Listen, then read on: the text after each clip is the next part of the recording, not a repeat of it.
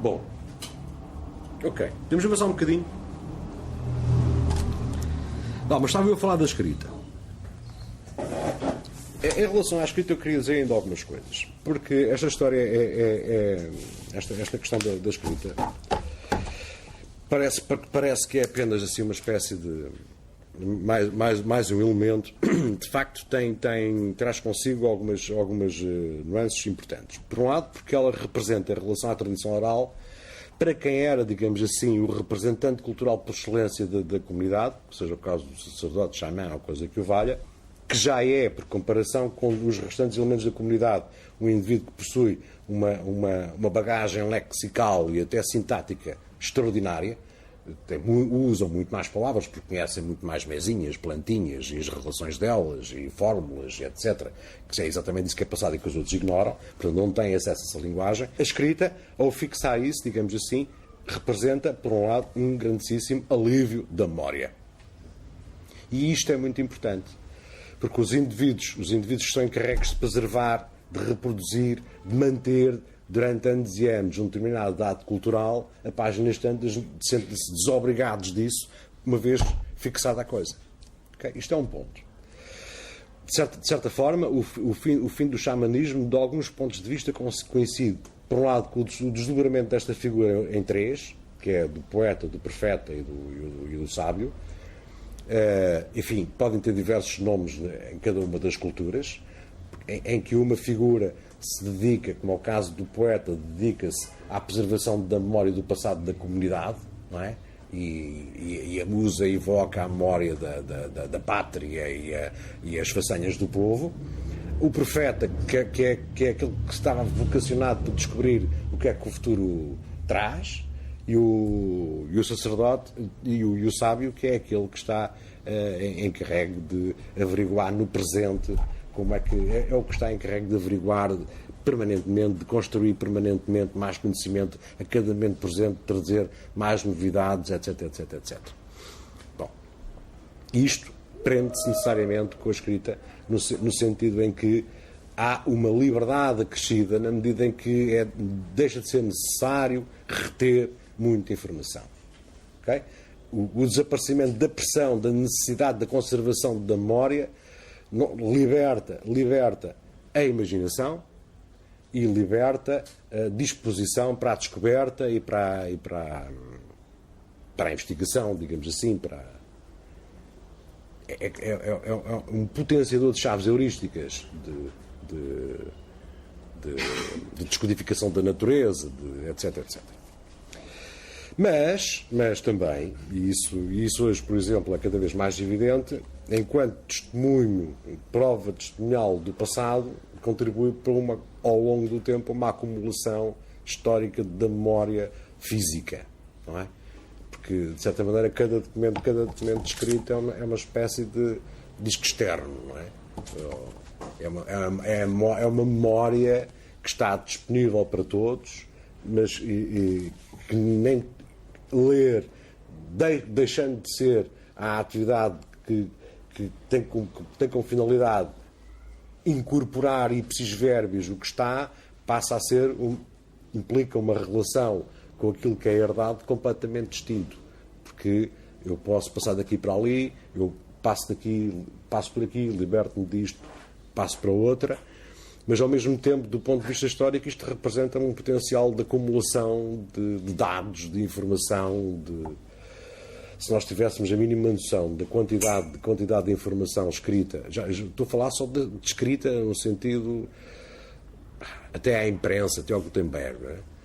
Porque já não estou a falar da possibilidade de transferir aquilo que cada um individualmente escreve, por exemplo, para o éter da rede. Porque isso ainda é outra coisa, não é? Porque agora todas as pessoas, cada um dos indivíduos pode praticamente ser historiador da sua família, de si próprio e dos vizinhos e do que acontece com o clube. Potencialmente um clube, se cada elemento de um clube fizer um blog a falar de um clube, não sei se não é a quantidade de escrita que existe. Eu já não estou a falar da escrita que se tornou uma espécie de expressão da subjetividade e Estou a falar da escrita apenas no sentido daquilo que diz respeito à conservação do que é considerado sabedoria, do que é considerado conhecimento. Mas só isso, se nós pudéssemos ter uma ideia daquilo que a humanidade já produziu, ficaríamos abismados, não é? E isso, que no princípio constituiu a libertação da memória, acaba por, de certa maneira, constituir uma espécie de peso adicional, uma espécie de nuvem que paira, que nós podemos sentir como ameaça, no sentido em que, supostamente, se fôssemos exigentes o suficiente connosco, o nosso dever seria apropriar-nos daquilo, não é? E, quer dizer, há uma coisa que provavelmente ainda foi possível, talvez até ao tempo do Hegel, portanto, até para aí meados do século XIX, ainda era capaz de ser possível, com muito tempo, muita pachorra, grande memória e provavelmente uma abundância suficiente de não ter que fazer mais nada, ainda era capaz de se conseguir chegar às principais obras. Do século XIX para a frente isso é uma absoluta impossibilidade, não é?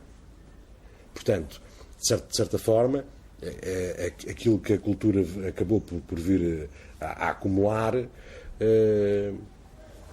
corre também, por causa disso, de riscos de esquecimento.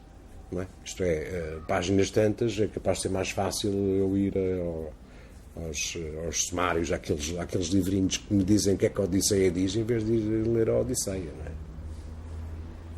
Eu vou à Wikipédia e estou informado. Ou sei lá o quê, não é? Portanto, é uma espécie de responsabilização justa. Eu justamente desresponsabilizo-me porque eu sei que não tenho hipótese nenhuma de... E quem diz em relação à escrita, diz em relação à escrita, por exemplo, da música.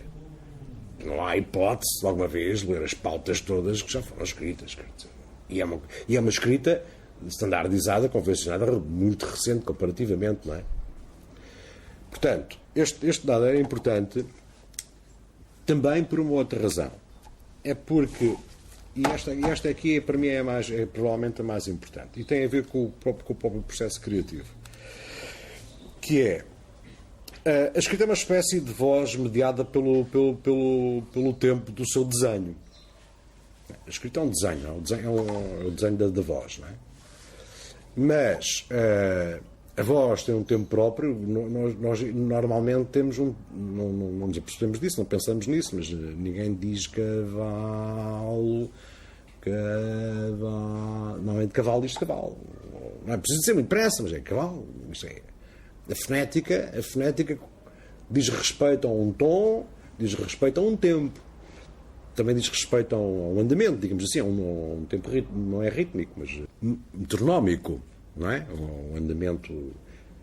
No entanto, a escrita enquanto desenho permite uma coisa que nem o pensamento permite, que é o distanciamento, que permite uma reflexão em relação àquilo que foi escrito e portanto, não, apesar de eu não ter necessariamente, porque a escrita é a mesma coisa, normalmente não demoro meia hora a escrever cavalo, há um tempo para escrever cavalo, mas eu quando acabei de escrever cavalo eu não estou a olhar para aquilo que pensei, eu estou a olhar para aquilo que vi.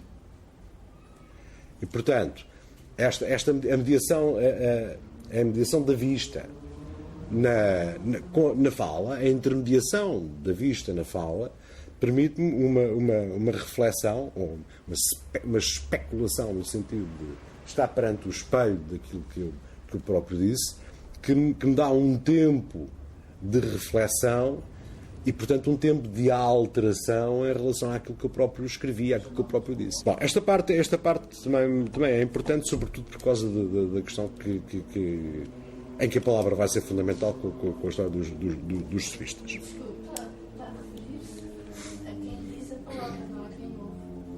Sim, claro. Claro, é outra coisa. Claro, não, eu estou a falar da escrita no sentido em que quando eu estou a escrever ou quando o senhor está a escrever, não está a escrever imediatamente para eu ver. Se estiver aqui num quadro, sim. Normalmente quando nós estamos a escrever, ainda que o outro vá a ler, quando estamos a escrever, não se supõe que o outro esteja a ler imediatamente. Até porque eu, entretanto, posso apagar, posso mudar de ideias, olha, não é isto. É de fora, não é? A comunicação oral em presença, é que a escrita supõe exatamente a desnecessidade da presença do outro, não é? Daí a ideia da missiva, daí a ideia de que há algo que viaja entre mim e o outro, e não só viaja entre mim e o outro geograficamente, viaja entre mim e o outro, como estava implícito que eu disse há bocado, temporalmente. Isto é, aquilo que fica escrito para quem quiser ler depois de eu morrer, depois dos meus filhos morrerem, depois fica escrito. Isto é, o receptor é um qualquer que hipoteticamente esteja interessado e que venha a receber, não é? Isto é importante do ponto de vista da cultura, porque de certa maneira a escrita representa, por causa disto, não apenas uma instância automática, in presência dos valores sobre aqueles agentes sociais que estão ali, mas expande-se e influi indiretamente sobre gerações vindouras. Não é? E pode ser, inclusive, apropriado por quem não direito. Não é? Ainda que, inicialmente, por um lado, a escrita tem uma função eminentemente pública na tradução da vontade do líder em lei, tem uma função privada quando diz respeito, por exemplo, à elencagem do que há em armazém ou das trocas comerciais que foram feitas, tem uma função que nem é pública nem é privada, quando, por exemplo, algum sacerdote, cumprindo a sua função de observador dos astros, registra as efemérides que ocorrem no céu. As primeiras observações astronómicas são das primeiras coisas de que há registro escrito, mas é como instrumento de expressão da nossa liberdade e da nossa imaginação que ela ganha uma dimensão, a dimensão que nos interessa aqui, digamos assim, que ela ganha uma dimensão de criação, de cultura, deste ponto de vista que eu ainda não esclareci, que é de esclarecer a seguir. Ok. Isto eram coisas que eu não queria esquecer de mencionar. Outra coisa, e ainda a propósito da intencionalidade, que eu também gostava de dizer, porque é importante, tem a ver com a moralidade e com a racionalidade. A moral e a razão, aquilo que a gente chama razão, podem ser pensados exatamente como estruturas que resultam de uma codificação dessa intencionalidade instalada. E este aspecto também é muito importante, porque nos permite perceber que quando nós partilhamos uma cultura e um conjunto de valores, não partilhamos só os valores, não partilhamos só as regras, partilhamos o modo de operar sobre elas e com elas. Os juízos que se devem fazer, como é que se deve argumentar, como é que se constrói a frase que o outro há de perceber aquilo que eu estou a sentir, aquilo que eu estou a pensar, etc, etc. Portanto, a moralidade e a racionalidade são estruturas criadas por essa instalação. Aquilo a que se chama razão não tem que ser necessariamente pensada como alguns pensam, como uma espécie de órgão do hardware. Okay? O hardware desenvolve-se no sentido de criar, digamos assim, uma operação, uma forma de operar que nós reconhecemos como racional ou como razoável, na medida em que ela incorpora também, ou desenvolve por si, há sempre essa hipótese, as estruturas com as quais o juízo é fabricado, e grande parte dessas estruturas são herdadas. São herdadas através do discurso, são herdadas através da prática, são herdadas através destas questões da intencionalidade, da questão da espaço-temporalidade que a intencionalidade dá. Bom, isto também era uma coisa que... Ok. Bom, assim, de uma forma geral, eu acho não só que fiz uma revisão daquilo que dei ontem, como acrescentei pontos que eu achava que era importante que vocês terem acesso. Agora, eu vou retomar, hoje não vou, obviamente, eu não vou fazer uma revisão completa, porque senão era um episódio de ontem.